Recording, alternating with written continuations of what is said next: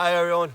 Alright, this is Zach. I'm the Revolting Man. Normally I start my videos by saying hi men or hey men. I'm not talking to the men today, I'm talking to everyone. Because I've been getting some questions lately about people getting their first AR-15s and then they have some questions and they're not sure where to go get answers from.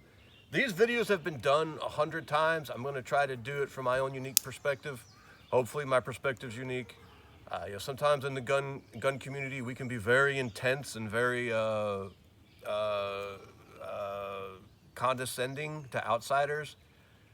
This is partly because we're always under attack and we're always defending our community and our rights, and then partly it's because guns are dangerous and terrible things can happen when they're misused, including further attacks on our rights. So I understand why we're that way, but we've got to be a little bit more welcoming and opening. And some of these people who are entering our community for the first time, we've got one opportunity to hook them in and catch them and bring them in and make them allies. And that's what I'm going to try to do with this video and a couple of videos following it. So that new AR-15 owner, I'm not going to tell you what rifle to buy. You've probably already bought the rifle if you're watching this video.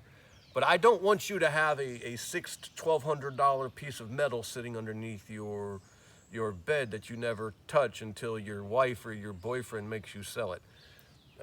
And let's be honest, probably wife. If you got something like this, then you did good. It's very hard to buy an AR-15. This is the Ruger AR-556. You want to make sure you get a 16 to 20 inch barrel, no shorties for your first rifle. You want it to be chambered in 5.56, no weird calibers for your first rifle. You want to make sure you get some kind of sighting system. Most rifles these days do not come with sights installed. There's a bunch of different options on that. I keep way too much for me to cover in this video. Maybe we'll try to cover it in a future video. But there's red dots, there's scopes, there's illuminated scopes. There's even, God help us, iron sights, which I saw a meme the other day that said iron sights are the stick shift of the gun community. If you got a rifle like this little Ruger, good basic, you got a good rifle and you got all you need. All right, so to get started, here's what you need to know. You need to look up the safety rules. Most people say there's 4 of them. Some people say there's 3 of them. I simplify them farther than this. If you violate these rules around a gun people, they're going to call you out, and rightly so. So don't be defensive about it because it's going to save your life or someone else's life. Here's the rules. You treat every gun as if it's loaded, no matter what. I don't care if you disassembled it. And you know for a fact,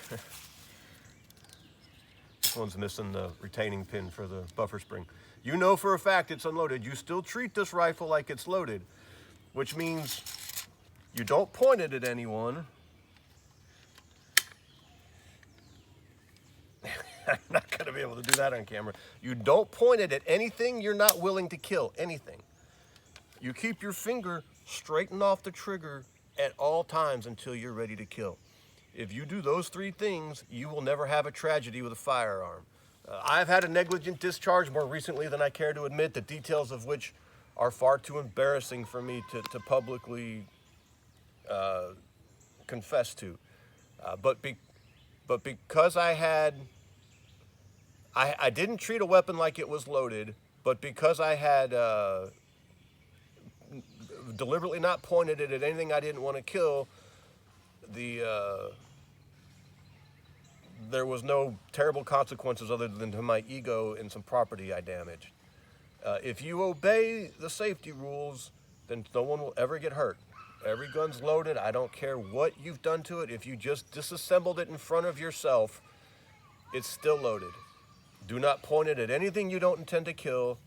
Keep your finger straightened off the trigger like this until you're ready to kill. Your finger does not touch that trigger until you're ready for something to be dead, even if it's just a paper target. If you obey these rules, you will never hurt anyone accidentally with your firearm, unless you trip and throw it at them. Okay. Now you need some equipment. You need a sling.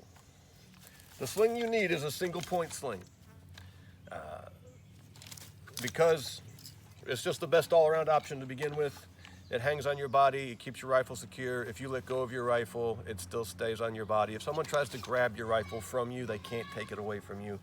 A single point sling, for a lot of reasons, is the best option for most people, especially beginners.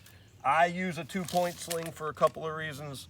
It's a compromise I'm willing to make. We can talk about that later if you're interested. But for the vast majority of you, a single point sling is what you need. All right, now you need a cleaning gear. I meant to bring some out and I forgot, I'm sorry. That cleaning gear needs to have a chamber brush, a bore brush. This is the things it needs to have. Chamber brush, bore brush, cleaning rods, a T-handle. You need a little rag, and then you need some sort of cleaning oil. I recommend CLP, break-free CLP.